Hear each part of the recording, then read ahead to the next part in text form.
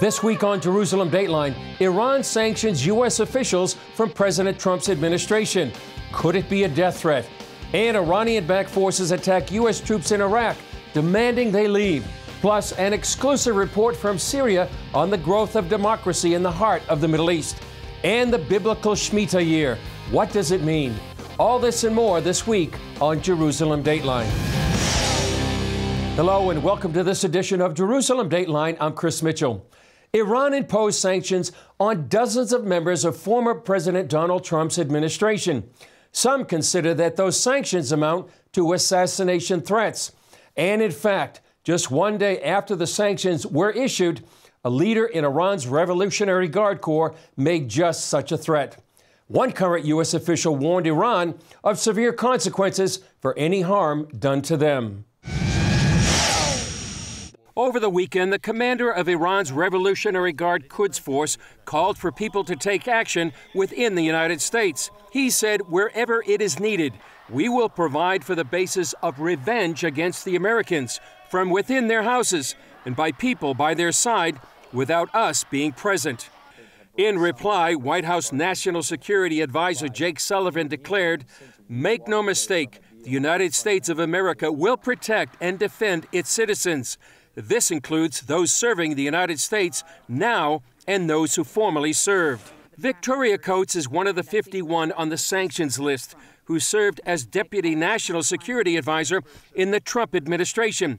She warns Iran has attempted attacks on U.S. soil before. They have expressed the intent to do violence against people in the United States. You go back to the 2011 plot against the then Saudi ambassador to the United States. Obviously, they are willing to do that. So far, Iran has not been successful on U.S. soil, but Coates says they only have to be successful once.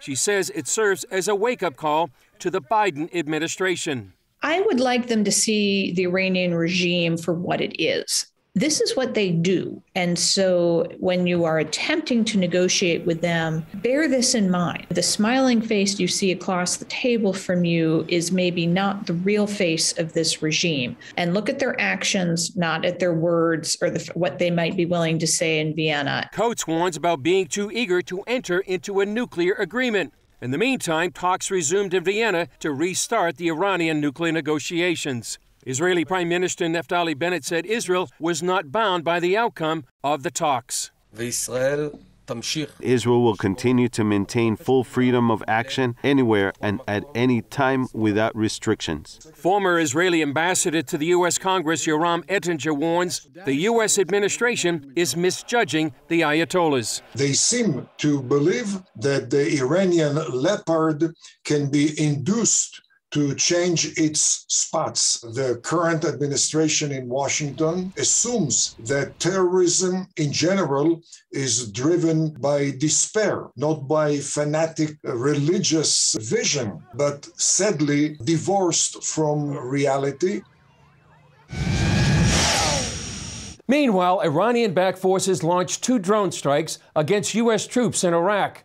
The Islamic regime wants all U.S. forces to leave the region, and they're threatening to keep up the attacks until they get what they want. Chuck Holton brings us the details. On December 9th, 2021, the U.S.-led combat mission in Iraq came to an official end after 6,850 days. That momentous occasion, however, did not equal a ticket home for the 2,500 U.S. troops still stationed in the country. Neither did it signal a change of mission for 900 troops currently serving in Syria. I expect that we will continue to provide some limited support to the Iraqis going forward. But again, it's going to be essentially, by and large, it's going to be a non-combatant process. Remaining forces will pivot to a slightly different role, one they call advise and assist. They'll be providing support to Iraqi forces in the effort to stamp out the enduring vestiges of ISIS, which was officially defeated in 2017, but is lightly making a comeback. One neighbor clearly wants the U.S. out of the region. Still pursues a vision of ejecting us from the theater, and they see the principal battleground for that as being in Iraq. And I believe they are under the view that they can increase friction in Iraq to where we will leave, and that will not affect the nuclear negotiations that are underway. That's not a military issue. That's an issue for U.S. national leadership.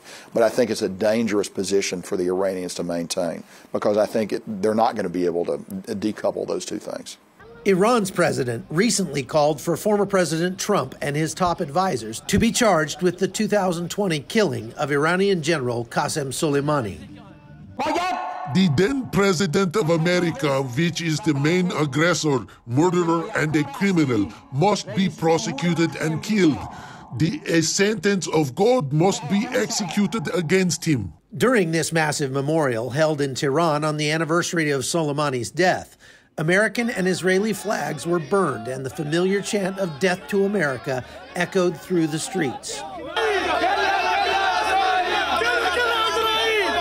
Adding to regional instability, popular mobilization forces backed by Iran had been threatening violence if the U.S. did not pull out by the end of 2021.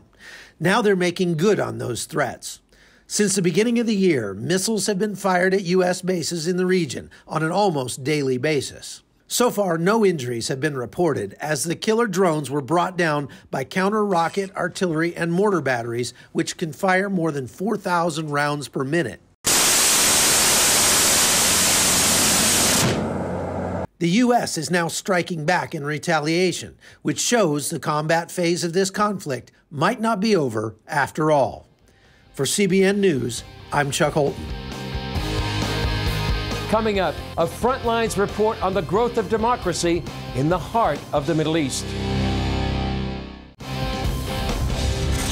After the fall of ISIS, a large part of Syria began to form a government based on democracy, women's rights, and religious freedom. It's called the Democratic Autonomous Administration. I talked with Nadine Mayenza, the chair of the U.S. Commission on International Religious Freedom, while she was visiting the region, about this remarkable land in the heart of the Middle East. You're there in northeast Syria. Tell us about this story that's going on there that many people in the U.S. May not know or understand why it's so important. So 5 years ago, the ISIS caliphate ruled this part of Syria. And, the Syrian Democratic Forces partnered with the U.S. government, and they liberated these areas from ISIS. And as they liberated areas from ISIS, what people don't know is that they were also setting up the people of this region self-governance called the Autonomous Administration of North and East Syria that has produced now this government that gives everyone a seat at the table, regardless of ethnicity, religion, or gender. So you have 50% of the leaders women. You have Christians, Yazidis, Turkmen, Circassians, all sorts of ethnicities and religions participating. And it's produced what USURF has called out as being these remarkable religious freedom conditions and gender equality that is just unseen anywhere else in the Middle East. Yeah, so this is a unique situation, something we don't see in the region? Here, we have churches of converts from Islam to Christianity, and it's just not seen anywhere else. So it's really exciting to see freedom of religion or belief lived out. And of course, people that don't want to believe at all, because as we know, you have to have both, right? You have to be able to believe or not to believe. Mm-hmm. And this is a place where you can do either, and they all work together and are really working hard towards a more pluralistic community. But this area is also under threat. You put a tweet on the other day about a Turkish attack. Can you describe what threats they're facing right now, particularly from Turkey? So Turkey has decided all these people are terrorists, and has invaded 3 times now and has taken quite a bit of land up north, including a friend, Tel Abyad, Sarakani. And in these areas that Turkey has invaded and governs, USURF is called out because the conditions are very similar to how they were under the ISIS caliphate. We're seeing rapes, murders, killings, kidnappings, extortion, destruction of religious sites, particularly against Christians, Yazidis, and Kurds and women in those communities. So there's these horrific atrocities against religious minorities happening that used to have religious freedom. And so Turkey continues to shell. And when the day I got here, it was such a disappointment to find out that Turkey had actually used a drone to target civilians, killing 1, injuring 11, including a 4-year-old boy who lost his leg. So these are the kind of things the people of northeast Syria are putting up with from Turkey, and the international community, the U.S. government, and needs to push them back to stop. Yeah, what exactly would you like to see the U.S. government and the international community do in response to these attacks? Well, clearly, I think the U.S. has a whole lot of levers they can use with Turkey economically, diplomatically to push them back. And I think they have, because I know that Turkey wanted to invade again. In fact, they said they were going to invade again, and they haven't.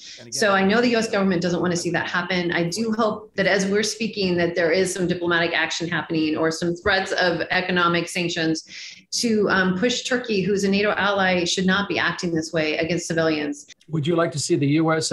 Recognize the administration there? Absolutely. In fact, at the U.S. Commission, we've made some really powerful recommendations, and we're very single focused on religious freedom. We don't pick winners and losers because we like them.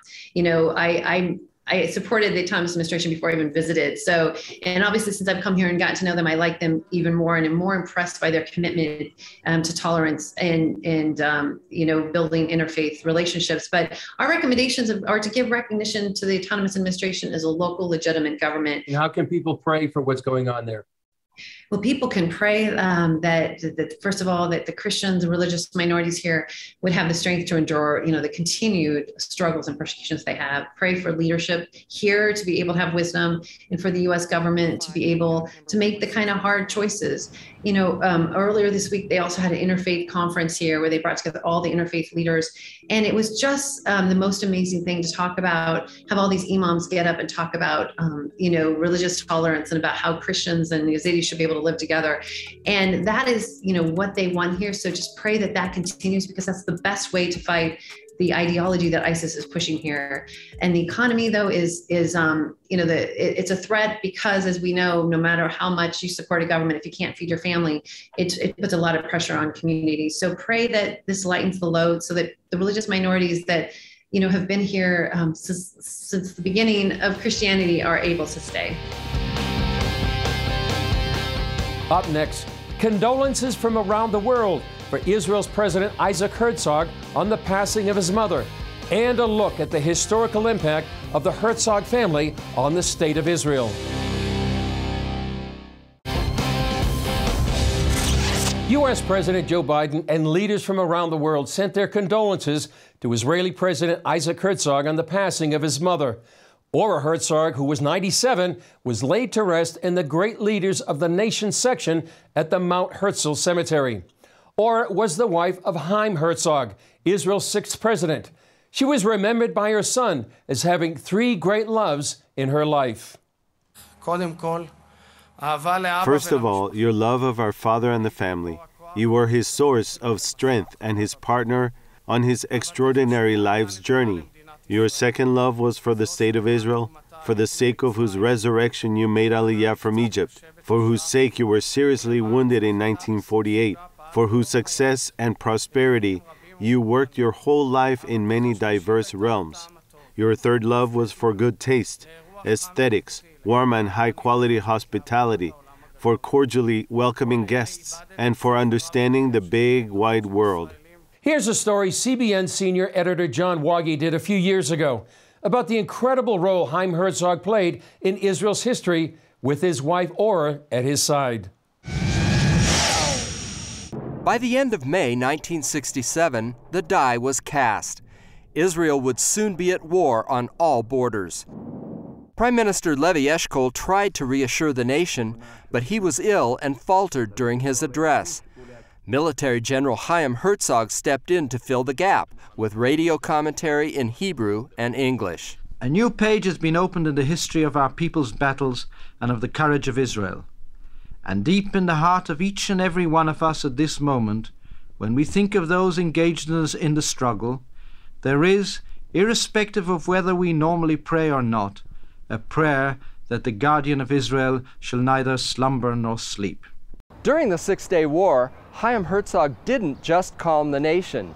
He became Israel's first military ruler over Judea and Samaria in more than 2,000 years. He was also a powerful presence as UN ambassador and later as president of Israel. Chaim Herzog died in 1997, but his legacy lives on. His son Isaac was only 7 when the war broke out. Still, he remembers the prevailing fear. What we know is that there was a period of awaiting about 3 weeks before the war where the national mood was Auschwitz. Israel's going to its second Holocaust. Whoever leaves last should turn off the light and leave the country. That was the mood. Isaac's older brother, Michael, now a retired major general, was 15 at the time. He says there's no doubt Israelis were concerned about the nation's survival. So I still remember ourselves, like many other people in Israel, digging trench in our backyard because we expected that we'll be shelled, and we were shelled. Tel Aviv was shelled by the Jordanians during the Six-Day War. The young people who have abandoned the cafes of Dizengoff Street and the discotheque, the farm boys, the yeshiva students, the members of the youth movements, the boys of the immigrant townships, all are at this moment shoulder to shoulder fighting in the air, on the land and on the sea for our right simply to live. You know what's interesting is we hear a lot today about the term fake news and that kind of thing.